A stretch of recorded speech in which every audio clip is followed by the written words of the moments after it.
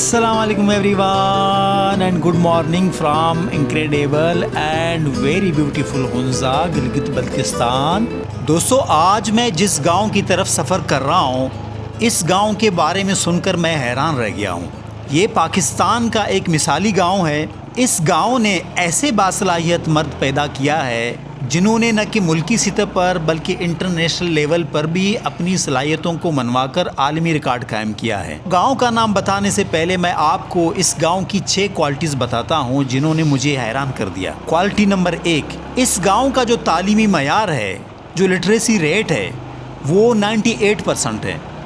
मुझे नहीं लगता पाकिस्तान का कोई ऐसा शहर, ऐसा गांव जिसका तालीमी मयार 98% हो। सिर्फ 2% 100% से कम है। हालांकि ये गांव बहुत ही रिमोट है, बहुत ही दूर दराज है, उसके बावजूद इसका तालीमी मयार हैरान करने वाला है। क्वालिटी नंबर 2, इस गांव के ज़्यादातर मर्द और औरत को पैमा है, माउंटेनियर्स है। इन्होंने राकापोशी, नांगा पर्वत, K2, इवन कि एवरेस्ट जैसी दुनिया की बुलंद तरीन चोटियों को भी सर कर लिया है।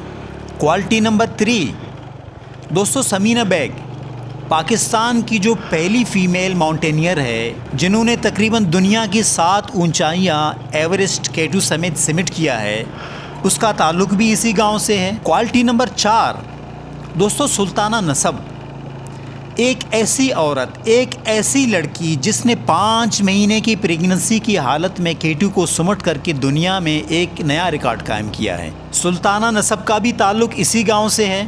सुल्ताना नसब की वो बच्ची भी पैदा हुई है जो इस वक्त उसकी कोख में थी। दोस्तों, मैं आज की इस व्लॉग में आपको सुल्ताना नसब और उसकी उस बच्ची से भी मिलाने वाला हूँ। क्वालिटी नंबर 5, दोस्तों, दुनिया की 100 ताकतवर तरीन ख़वातीन की एक लिस्ट 2022 और 2023 में BBC ने बनाई है। अफरोज़ नुमा, जो कि एक शेपर्ड है, जो कि एक चरवाया औरत है, उसका नाम BBC ने इसी लिस्ट में डाला है। अफरोज़ नुमा का ताल्लुक़ भी इसी गांव से है। क्वालिटी नंबर 6, जिस रोड पर इस वक्त मैं सफ़र कर रहा हूँ, नीचे मेरे काई है, देव हैकल पहाड़ है जिस पर मोटरसाइकिल चलाते हुए मैं मुसलसल कांप रहा हूँ, जो कि दुनिया का मोस्ट डेंजरस रोड है जो उसी गांव की तरफ जा रहा है। ये जो रोड है दोस्तों, इस रोड को उसी गांव के लोगों ने अपनी मदद आपके तहत पहाड़ काट काट कर अपने गांव तक बनाया है ताकि लोग उनके गांव तक आए, उनका कम्युनिकेशन बाकी दुनिया के साथ हो। दोस्तों, इस रोड को बनाने में उनको 18 साल लगे हैं। 3 मकामी लोग इस रोड को बनाते हुए लैंडस्लाइडिंग और पहाड़ी पत्थरों की जद में आकर शहीद भी हो चुके हैं। मुझे नहीं लगता कि दोस्तों पाकिस्तान में कोई और ऐसा गांव है जिसके लोगों में इतनी सारी क्वालिटीज़ हो। मुझे लगता है ये गांव एक रोल मॉडल है, एक मिसाली गांव है पाकिस्तान के दूसरे गांव और शहरों के लिए। इससे बहुत कुछ सीखा जा सकता है। और इस गांव का नाम है शमशाल, जो कि अपर हुंजा में चाइना और पाकिस्तान के बॉर्डर के करीब है। दोस्तों, मैं इस गांव की धरती देखने और वहां के लोगों से मिलने के लिए बहुत ही बेताब हूं। जल्द से जल्द शमशाल पहुंचना चाहता हूं। आप भी जुड़े रहिए मेरे साथ। ये देखिए, ये बच्चा है, बच्ची आंटी है भाई, बल्कि काफ़ी एजेड लग रही थी। क्या बात है। चलिए जी, एक सस्पेंशन ब्रिज आ गया। ये पहले से झूल रहा है और मैं झूलते ब्रिज से बाइक पार करते हुए वैसे भी घबराता हूँ। तो और cyclists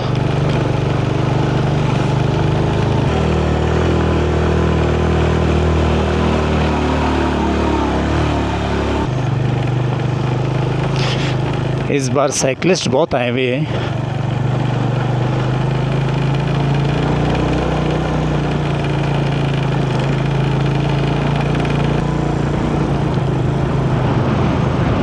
hello, how are you?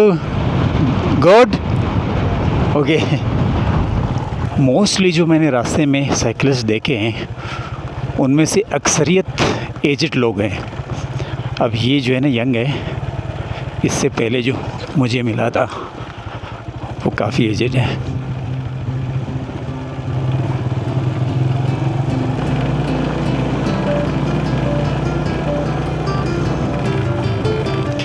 यहाँ खड़ी करता हूँ।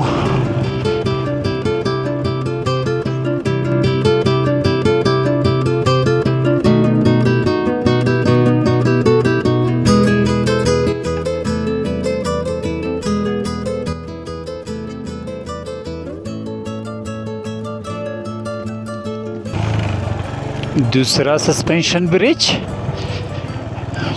ये ज़रा लंबा सा है, लंबा भी है और इसमें जंप भी है भाई।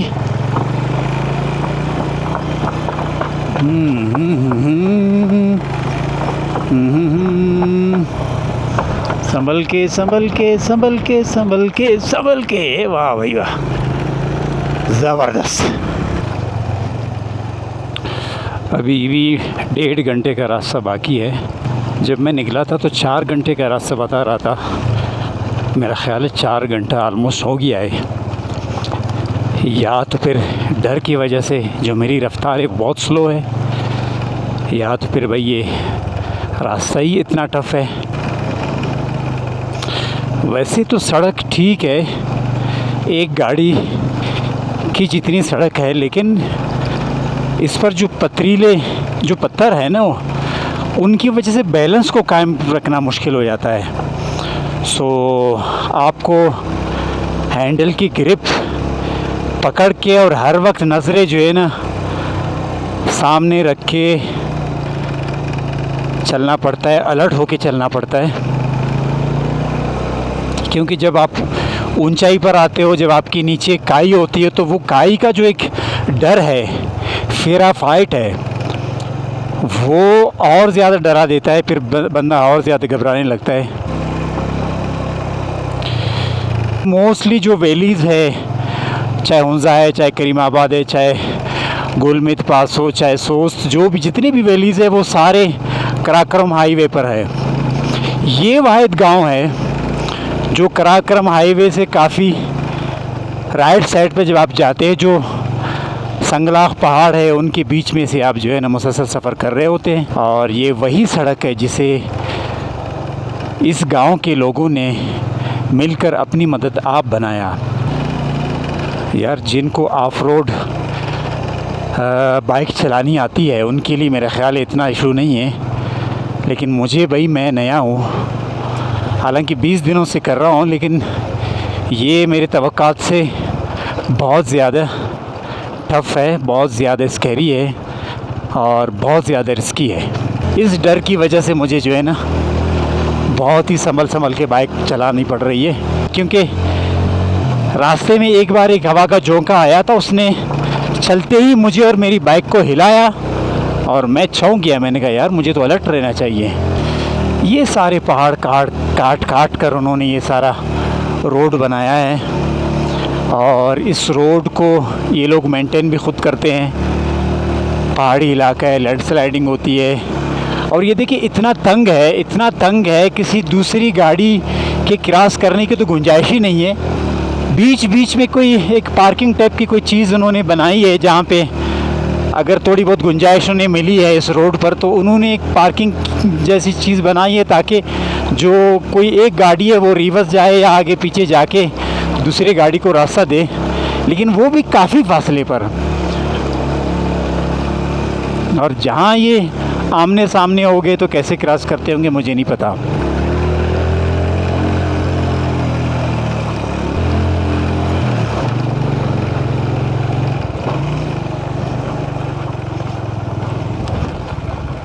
अच्छी खासी ऊंचाई पर आ गया हूँ मैं। लड़खड़ाना नहीं है हम सफ़र, ऐसे ही रास्तों पर तुम्हें ड्राइव करते हुए मैं भी ट्रेन हो जाऊंगा। यहाँ से पास हो गया तो मेरे लिए जो है ना बाकी जो टफ़ राइडिंग्स है वो मेरा ख्याल है मुश्किल नहीं होंगी। ये सख्त पहाड़ उन्होंने काटा है। देखिए, जब गवर्नमेंट रोड बनाती है तो उसके पास जदीद मशीनरी होती है। जदीद मशीनरी की मदद से वो बड़ी बड़ी सुरंगें भी बना सकती है और बड़े बड़े रोड्स बनाते हैं। लेकिन गांव वालों ने, ये देखिए, ये सारे पत्थर उन्होंने काट के जोड़ के ऐसे ये पत्थर उन्होंने लगाए हैं ताकि ऊपर से जो पत्थर लैंडस्लाइडिंग की सूरत में आए तो वो रोड को ज़्यादा डिस्टर्ब ना करें। तो ये सारी मेहनत इन लोगों की है और ये कमाल है। ये पहाड़ के दामन में एक रूम बनाया गया है, मेरा ख़्याल है इन फ्यूचर शायद कोई रेस्टोरेंट कोई ढाबा वगैरह हो, लेकिन फ़िलहाल तो बंद है। मैं जब नीचे आता हूँ तो मेरे अंदर हौसला होता है, मेरी स्पीड बढ़ती है, चाहे रास्ता ख़तरनाक हो या ना हो। लेकिन जो ही मैं ऊपर जाता हूँ नीचे काई नज़र आती है तो जान निकल आती है और मेरी स्पीड बहुत कम हो जाती है। अब ये जो पत्थर बड़ी मुश्किल से अटके हुए हैं, इनके गिरने का ख़तरा होता है। इतने बड़े बड़े पत्थर, खुदा न खास्ता ऐसे मौके पर नीचे आ गए। तो अभी बाइक चलाते हुए मुझे आवाज़ आई है और मैं समझा शायद कुछ बाइक के नीचे फंस गई है, लेकिन पीछे पलट कर देखा तो ये हालत हो गई है। ये जो है ना सही बंद नहीं किया मैंने, पता नहीं क्या है। चलते चलते इसमें वो थे जो रोप्स थे जिनसे मैं अपना सामान बांधता हूँ, ये रोप्स कहीं गिर गए और ये भी उलट हो गया, उल्टा हो गया। क्या बात है यार, ओहो हो। और ये भी यहाँ से टूट गया, निकल गया, यहाँ से टूट गई है। टाइल बॉक्स तो काम से गया भैया। अब अपना सामान जो है ना मुसलसल बांधना पड़ेगा। ओहो हम सफ़र, क्या किया तूने मेरे साथ? चले पीछे जाके देखता हूँ कि वो बाकी मेरे सामान कहाँ गिर पड़े। आवाज़ मुझे अभी अभी आई है कहीं किसी चीज़ के गिरने की या व्हील्स में कोई चीज़ फंसने की। मेरे रोब्स जहाँ गिरे हैं अच्छा खासा आया हूँ, रोब्स नज़र नहीं आ रहे। मेरा ख्याल है बाइक को वापस ले जाना पड़ेगा, बाइक के साथ जाना पड़ेगा। लेकिन उसमें भी उसका जो टाइल बॉक्स है वो टूटा हुआ है, तो वो सामान वहीं रख के वापस आना पड़ेगा। रोब्स मिल जाएंगे तो रोब से मैं जो है ना अपना सामान, बल्कि वो जो टाइल बॉक्स टूटा हुआ है इसको बांध लूँगा। ये होता है जी सफ़र में। ये क्या चीज़ फंस गई है? अरे ओ माय गॉड, ये तो एक तो यहाँ पे फंस गई है। मैं भी देखूँ किसी चीज़ की आवाज़ आ रही है। ओहो हो, चलिए इसको निकालना पड़ेगा। सबसे पहले इसी को निकालते हैं। बाकी जो है ना जो मेरे रोब्स जो लेदर के हैं वो कहीं पीछे गिर गए होंगे। सबसे पहले इसको खोलता हूँ, ये ख़तरनाक है। ये जो रस्सी इसमें फंसी है, सोचे ये ज़रा कहीं ऊंचाई पर कहीं किसी काई के साथ ही सफ़र करते हुए अगर ये फंस जाती है और बाइसिकल जो है ना अचानक ब्रेक लग जाती या खुदा न खास्ता कहीं आगे पीछे हो जाती, तो फिर मैं कैसे इसको काबू कर पाता। अब ये कैसे निकलेगी? कैसे निकलेगी? निकल भैया।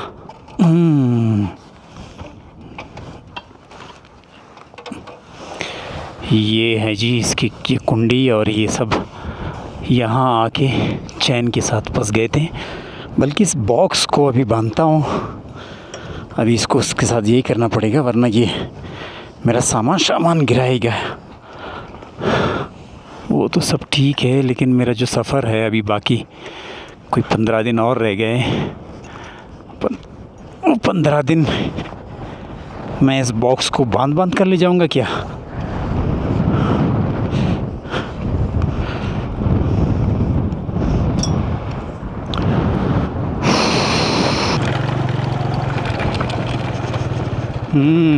तीसरी सस्पेंशन ब्रिज।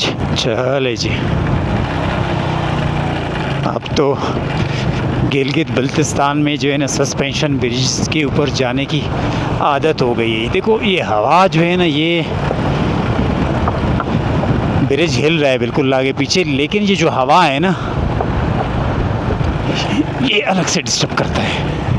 ये जो हवा से पहाड़ के दामन में धुआं सा उठ रहा है और पहाड़ की जो मिट्टी है वो नीचे आ रही है।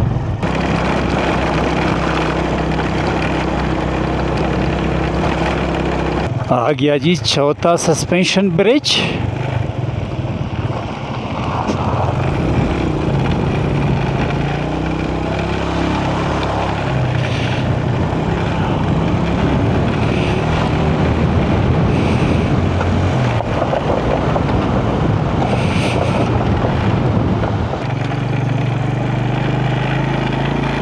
ये चट्टा ब्रिज है।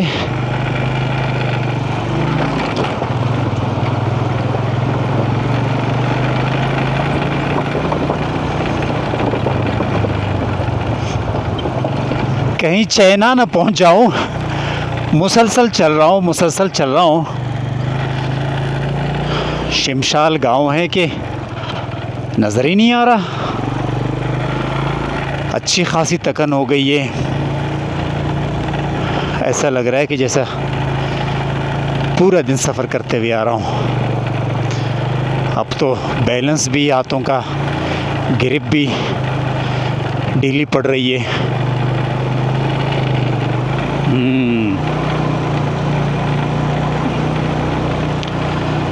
शिमशाल दरिया ठाठे मारता हुआ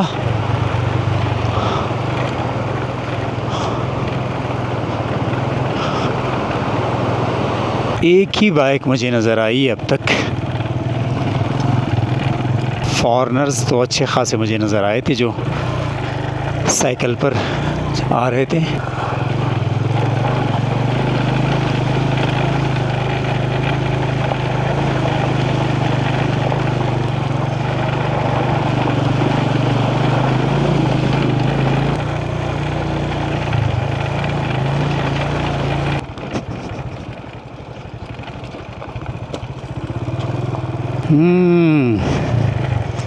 ये है ना वाटर क्रॉसिंग बड़ा सा।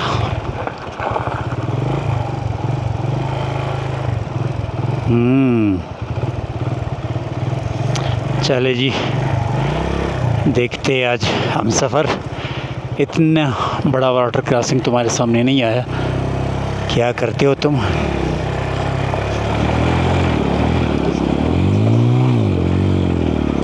जूते मेरे डूब गए भैया। हम सफ़र तुमने बैलेंस मेरा ख़राब कर दिया और जूते सारे जुराबों में, जूतों में पानी आ गया भाई।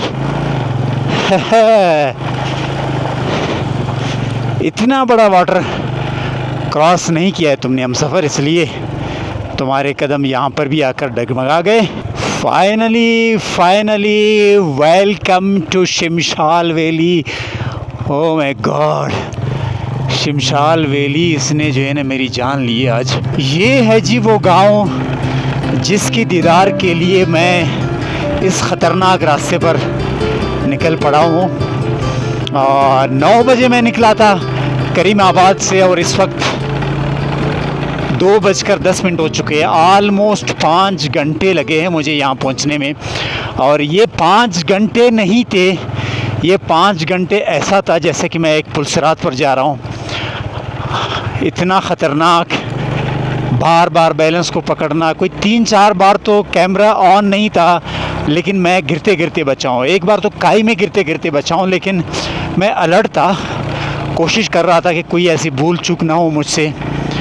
तो जी ये है वो गांव और ये उसकी दीवारें पत्थर की, आलमोस्ट जहाँ पत्थर की दीवारें होती हैं। और मुझे इस गांव की जो वाइब्स है वो मुझे अच्छे लगने लगे, पता नहीं क्यों। हम अब आगे जाके देखते हैं। इसने बड़े टैलेंटेड लोग पैदा किए हैं। यहाँ के वो लोग हैं जो क्राक्रम हाईवे से इतना दूर, बाकी दुनिया से कटा हुआ इतना दूर, चाइना और पाकिस्तान के बॉर्डर के करीब ये वो गांव है जहाँ के लोग माउंटेनियर्स है, जहाँ के लोगों ने वर्ल्ड रिकॉर्ड किया है, जहाँ के मोस्टली लोगों के लिए कहते हैं पहाड़ों पे चढ़ना ऐसा है कोई आम सी बात है। एक साहब मुझे कह रहे थे कि उन्होंने शादी यहीं से की है, शमशाल से की है। तो कहते हैं शादी के बाद वो और उसकी बेगम कहीं जा रहे थे, कहीं किसी दरगाह की ज़ियारत पे पहाड़ की तरफ। तो कहते हैं वो कहीं थोड़ा सा रुक गया, थोड़ी देर बाद देखा तो जो उनकी बेगम है वो ऊपर पहुंच गई। और कहते मैं हैरान हुआ, मैंने कहा यार ये तुम इतनी जल्दी यहाँ कैसे पहुंची? तो कहता है कि उसने मुझे कहा ये तो मेरे लिए नॉर्मल सी बात है, बचपन से मैं ऐसा करता हूँ। ये देखे जी, वाह वाह वाह, छोटे छोटे भैंस के बच्चे। ये आ गया जी hotel and restaurant Shimshal embassy guest house.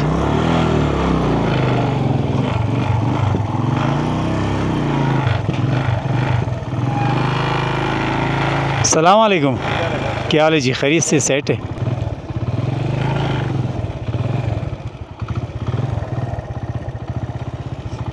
आपसे मेरी बात हुई थी फ़ोन पे।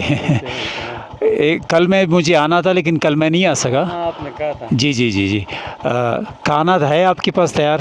तैयार नहीं, बनाएंगे। बनाएंगे ना, बस खाना बनाना शुरू करें क्योंकि मेरा सफ़र लंबा हो गया और मुझे अच्छी खासी भूख लगी है। ये शमशाल एम्बेसी गेस्ट हाउस के रूम्स है। ये यहाँ मैं आपको दिखाऊं, ये पानी गर्म करने का ये वाला जो पुराना सिस्टम है वो यहाँ पर अभी तक चल रहा है जी। तो दोस्तों, मैं और मिर्ज़ादाद भाई आए हैं यहाँ सुल्ताना नसब के घर पे। दोस्तों, ये वो खातून है जिन्होंने 5 माह की प्रेगनेंसी की हालत में K2 पाकिस्तान को सबमिट किया था। इट्स अमेजिंग, सरप्राइजिंग है। औरत को वैसे भी हम कमज़ोर समझते हैं, लेकिन इन्होंने जो किया है वो शायद मुझे नहीं लगता कि पूरी दुनिया में किसी ने इस कंडीशन में K2 पाकिस्तान को सबमिट किया हो जो इन्होंने किया है, जो इनकी हिम्मत है।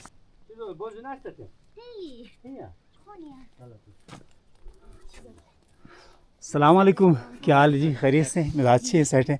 आप हैं? जी जी बिल्कुल। मैं आपसे मिलने के लिए कहाँ से आया हूँ। मैंने इंटरनेट पे सुना आपके बारे में, जो आपकी हिम्मत है, जो आपका हौसला है, तो मुझे आपसे बात करनी है। आप अपने काम से ज़रा फ्री हो कि फिर मुझे टाइम दे दें आप। चलो घर से। ठीक है जी, थैंक यू थैंक यू। ये जो वाकई ट्राइब का जो अपना एक कल्चरल हाउस होता है, ये इनका घर है। और ये शहराज भाई, शेरबाज भाई इनके हस्बैंड है। और ये जो नन्ना सा मुन्ना सा, ये बेटी है? बेटी है, नन्ही सी मुन्नी सी माशाल्लाह। ये जो बेटी है, ये सुल्ताना नसब इस वक्त जो है ना 5 माह की प्रेग्नेंट थी इस बच्ची पर, तो वो उन्होंने उस वक्त K2 को सर किया। माशाल्लाह, ये वो बच्ची है। इसका मतलब इस बच्ची ने भी K2 को सर किया है। पिछले साल मुझे FCNA ने स्पॉन्सर किया था K2 एक्सपीडिशन के लिए। उससे पहले मैंने पसुकान समिट किया था। Okay okay okay. तो पिछले साल मैंने K2 समिट किया। 5 महीना प्रेग्नेंट था मैं। जी जी मैंने जी। अपनी बेटी के साथ समिट किया। लड़कियों के लिए बहुत मुश्किल होते हैं वैसा। ये ख्याल कैसे आया? ये मैं मतलब जानना चाहूँगा कि मतलब प्रेगनेंसी की हालत में वो भी K2 पर जाना, ये आपका अपना वो था, आइडिया था? जी जी बिल्कुल। अच्छा। मेरा अपना आइडिया था और मैंने अपने हस्बैंड को बताया था कि मैं प्रेग्नेंट हूँ। तो उसने कहा कि पहले कहा कि नहीं जाओ, फिर कहा कि चलो ठीक है, आपकी मर्जी, आप जा सकते हो। हाँ, तो हाँ। मेरे हस्बैंड ने बहुत मेरे साथ दिया, हर टाइम मेरा साथ दे रहे हैं। माशाल्लाह माशाल्लाह। जी, कभी मुझे मना नहीं किया कि यहाँ नहीं जाओ, यहाँ बिल्कुल मुझे इजाज़त दिया। माशाल्लाह। तो इस दौरान कोई मुश्किलात आपको पेश आई, या कभी आपको लगा हो कि ये मैंने गलत किया, नहीं करना चाहिए, या कुछ ऐसे कोई फीलिंग्स आई है? नहीं, बिल्कुल ना मेरा तबीयत ख़राब हुआ, ना मुझे कुछ फील हुआ।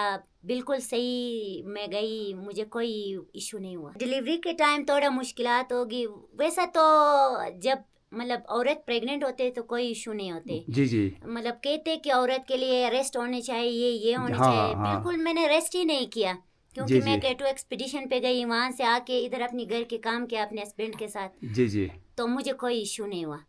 तो मुझे ये पता है कि ख़वातीन बहुत मतलब तगड़ा हाँ, होते हाँ, हैं हाँ, और ख़वातीन हर काम कर सकते हैं। हर काम कर सकती जी है। बिल्कुल। अब आपके इरादे क्या है? अब आप क्या करना चाह रही हैं इन फ्यूचर में?